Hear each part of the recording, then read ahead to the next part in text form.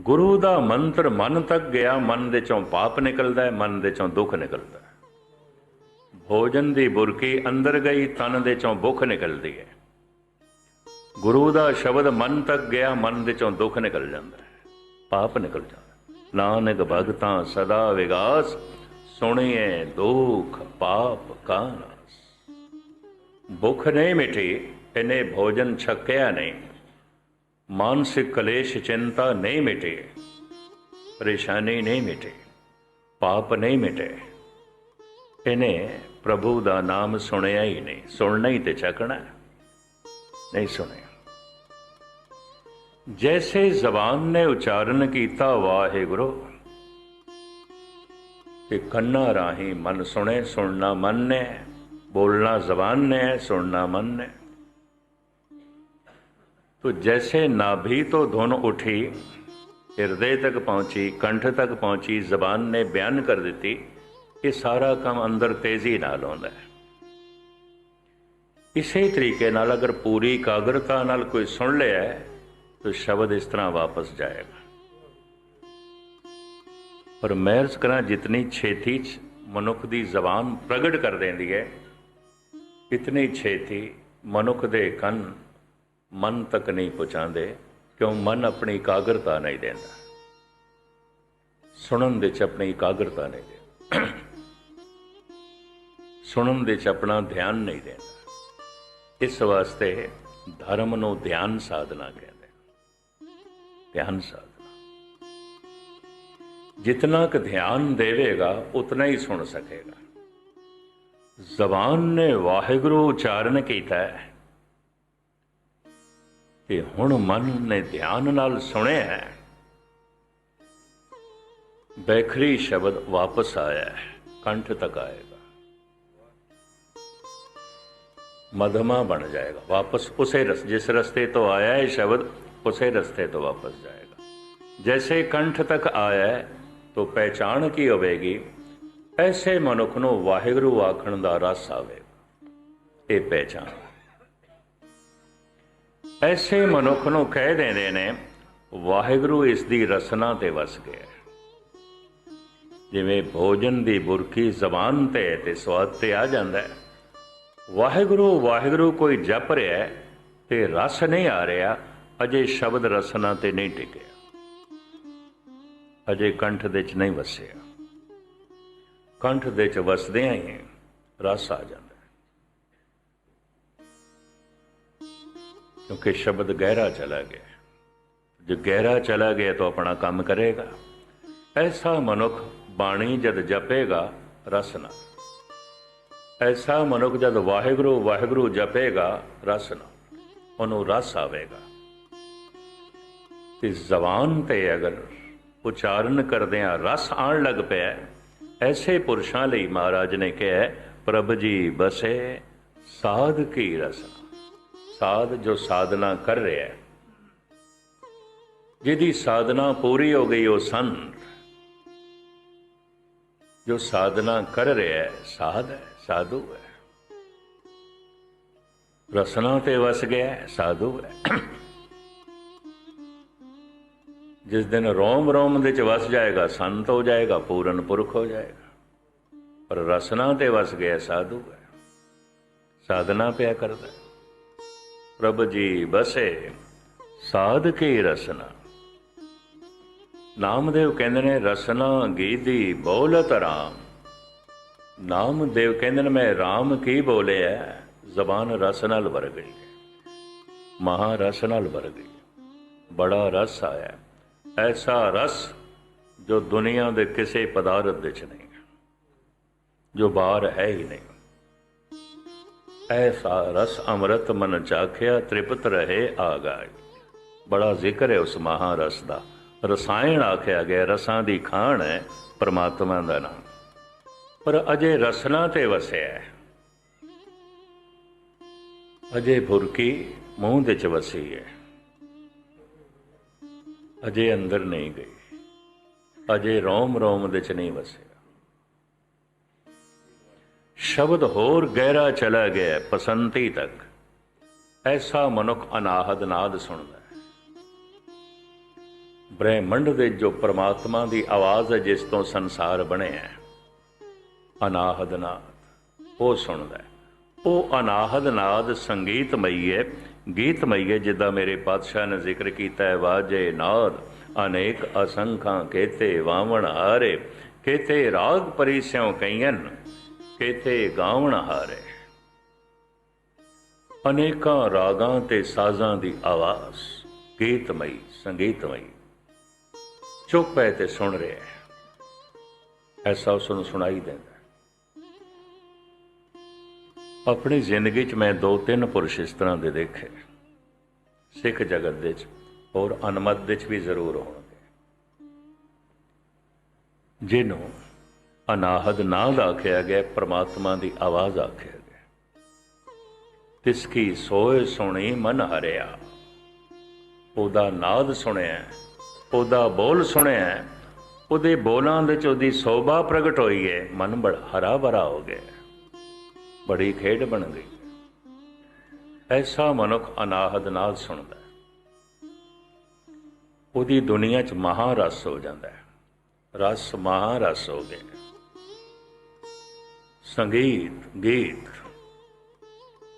ਆਪਦੀ ਗਿਆਤ ਲਈ ਅਰਜ਼ ਕਰਾਂ, ਪਹਿਲੇ ਪਹਿਲੇ ਬਾਹਰ ਸੰਗੀਤ ਉਹਨਾਂ ਨੇ ਪ੍ਰਗਟ ਕੀਤਾ ਜਿਨ੍ਹਾਂ ਨੇ ਅੰਦਰ ਦਾ ਸੰਗੀਤ ਸੁਣਿਆ। ਪਹਿਲੇ ਪਹਿਲੇ ਜਿਨ੍ਹਾਂ ਨੇ ਗੀਤ ਬਾਹਰ ਪ੍ਰਗਟ ਕੀਤੇ, ਉਹਨਾਂ ਨੇ ਕੀਤੇ ਜਿਨ੍ਹਾਂ ਨੇ ਅੰਦਰ ਇਹ ਗੀਤ ਸੁਣੇ।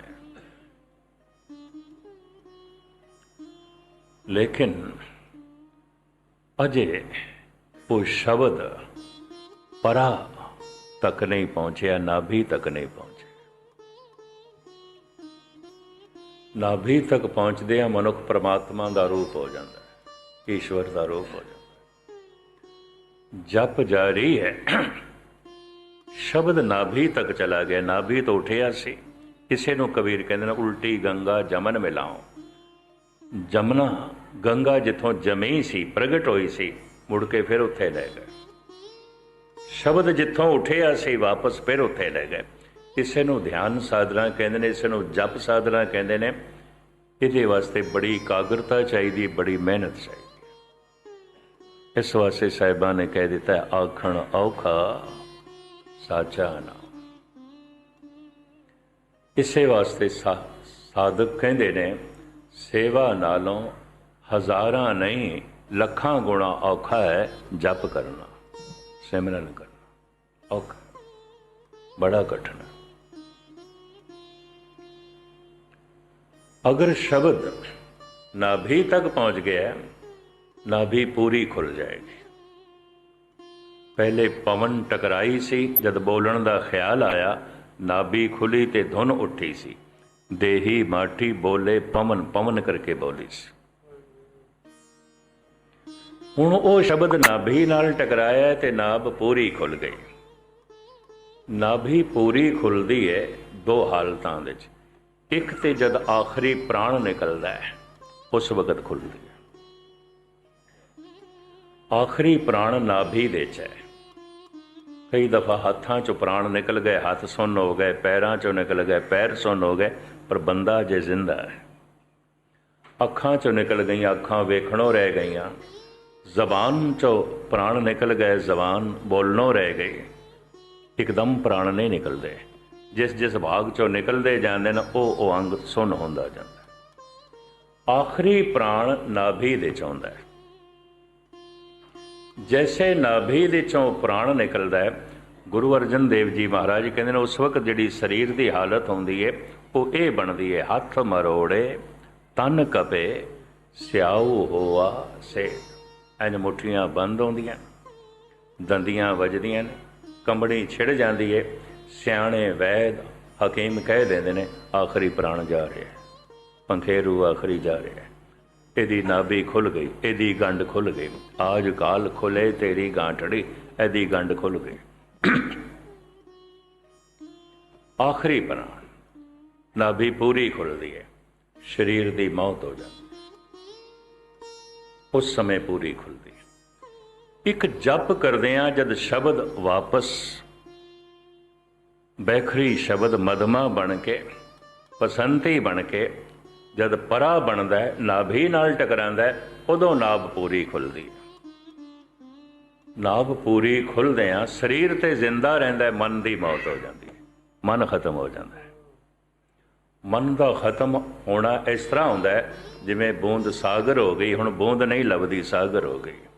ਜਿਵੇਂ ਬੀਜ ਦਰਖਤ ਹੋ ਗਿਆ, ਫਲ ਹੋ ਗਿਆ, ਹੁਣ ਬੀਜ ਨਹੀਂ ਲੱਭਦਾ। ਹੁਣ ਮਨ ਨਹੀਂ ਲੱਭਦਾ, ਮਨ ਪਰਮਾਤਮਾ ਹੋ ਗਿਆ। ਮਨ ਤੋਂ ਜੋਤ ਸਰੂਪ ਹੈ, ਆਪਣਾ ਮੂਲ ਪਛਾਣ। ਮਨ ਤੇ ਪਰਮਾਤਮਾ ਹੋ ਗਿਆ। ਇਸੇ ਨੂੰ ਭਗਤ ਕਬੀਰ ਕਹਿੰਦੇ ਨੇ, ਬਿਗੜਿਓ ਕਬੀਰਾ ਰਾਮ ਦੁਹਾਈ, ਸਾਚ ਭਇਓ ਅਨ ਕਤੇ ਨਾ ਜਾਏ।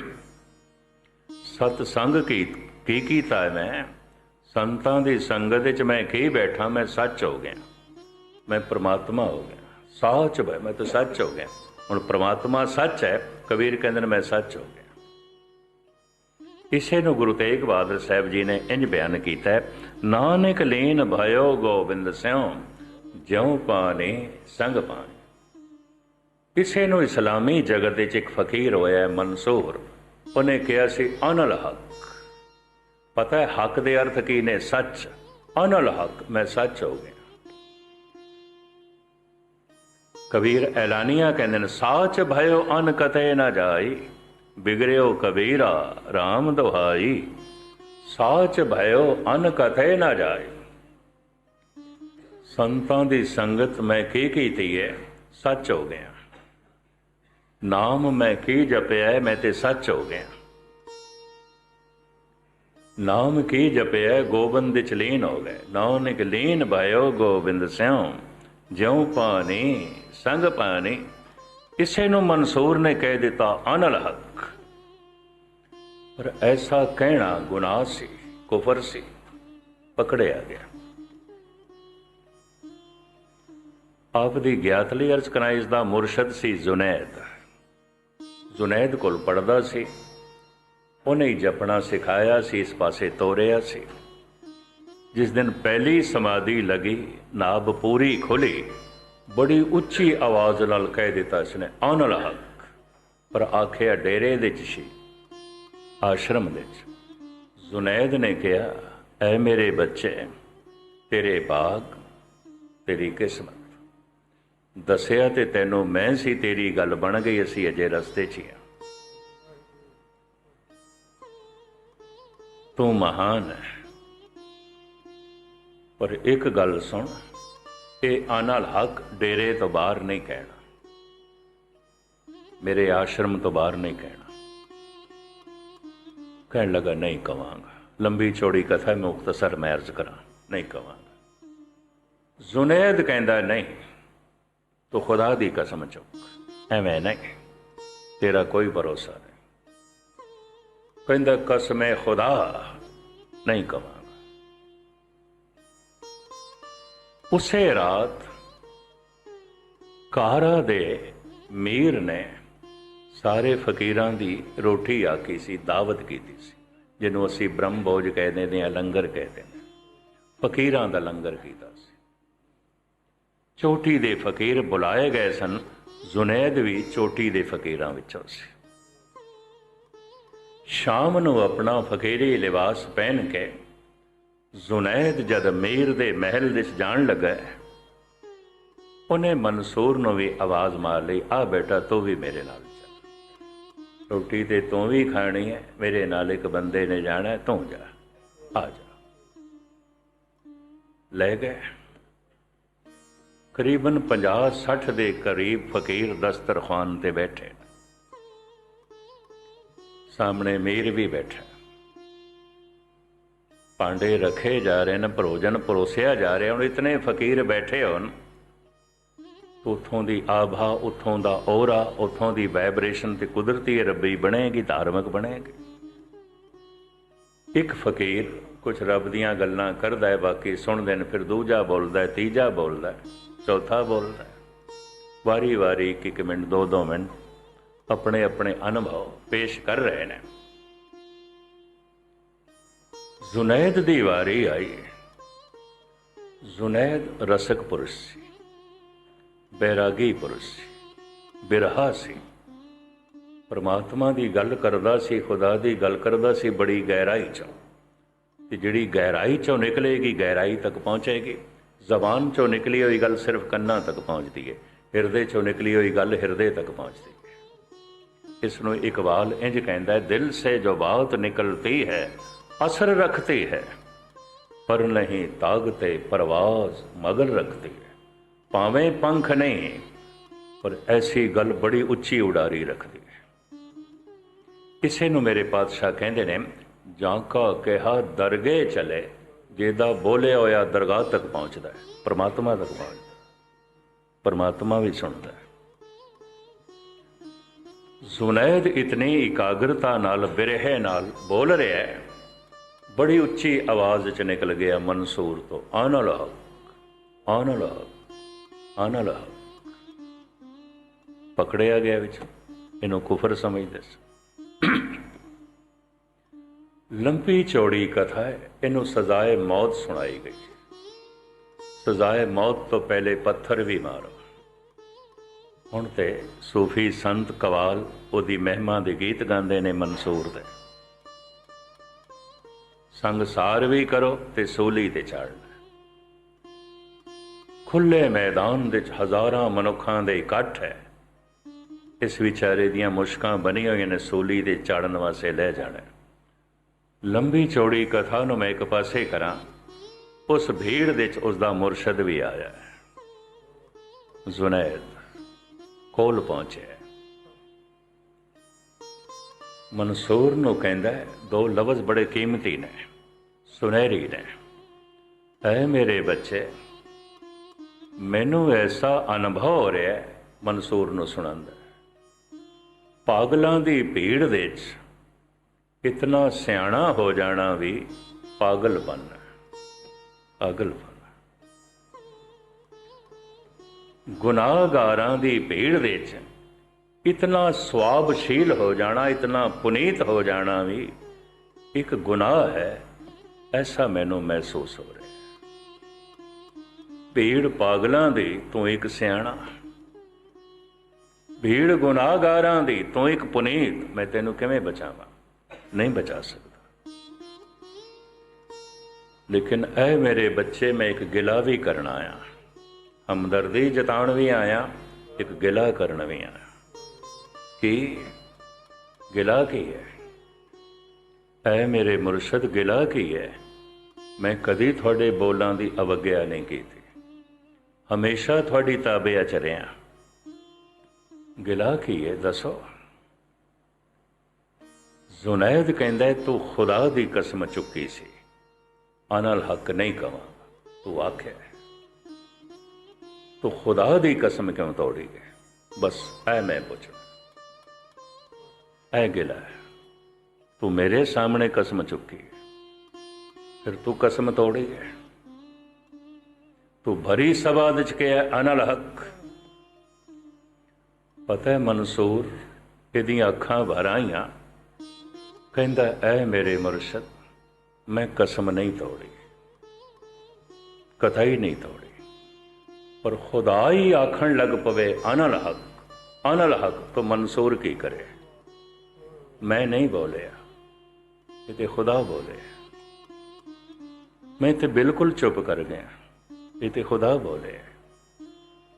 ਮੇਰੀ ਕਸਮ ਖੁਦਾ ਤੇ ਨਹੀਂ ਚੱਲਦੀ, ਖੁਦਾ ਦੀ ਕਸਮ ਮੇਰੇ ਤੇ ਚੱਲ ਸਕਦੀ ਹੈ, ਮੇਰੀ ਕਸਮ ਖੁਦਾ ਤੇ ਨਹੀਂ ਚੱਲਦੀ।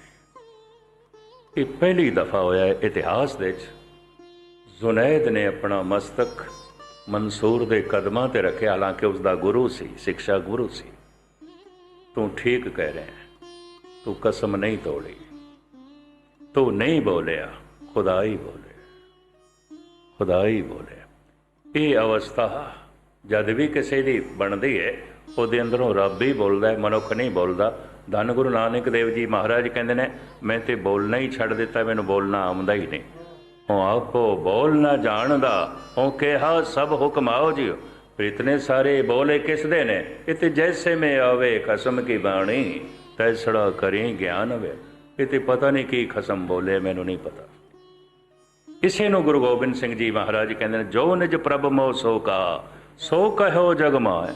ਜੋ ਪ੍ਰਭੂ ਨੇ ਕਿਹਾ ਸੀ ਮੈਂ ਕਹਿ ਦਿੱਤਾ, ਮੇਰੇ ਕੋਈ ਬੋਲ ਨਹੀਂ, ਮੈਂ ਨਹੀਂ ਬੋਲੇ।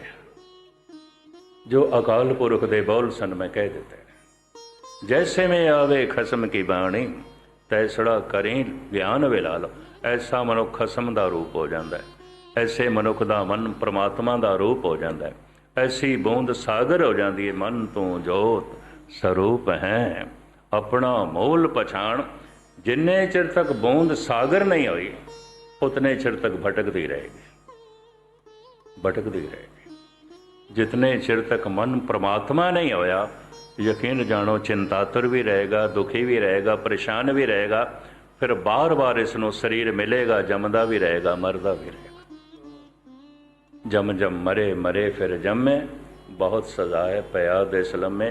सतगुर रहमत करन इसे जीवन दे साड़ी ये यात्रा संपूर्ण होवे, मुकम्मल होवे, ताकि साडे आमने जावने मिट जान। अंदरों ये अरदास भी निकले, हे प्रभु प्रभ जन्म मरण निवार, आर परयो द्वार।